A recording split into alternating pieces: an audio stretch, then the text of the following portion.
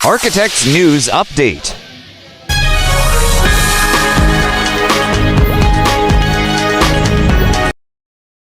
Nagpasa kami ng board.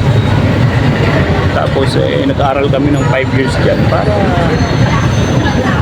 maipakita sa inyo na in good faith yung ano namin. Hindi kami dyan na fly by night na ako sa amin.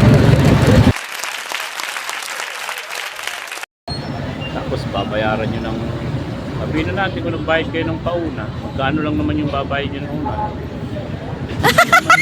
Ganun yung bayad sa amin pagka consultation pa lang sa design pa lang 10%, 30% tapos habang kinausap na kami mga ilang usap tayo. Ano nangyari? 5 usap, 10 usap. Wala pang down payment. Atras kayo. Hindi naman sa tama at mali ang ginawa ninyo. Pero sa amin, parte namin, sa profesyon namin, ng negosyo namin, hindi naman kami karinderigyan yan na nagpangit ang lasa, luluwa mo. Hindi naman ganun yung profesyon namin bilang arkitekto. Sana maintindihan nyo naman.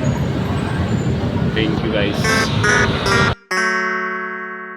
Hindi ka binayaran pala.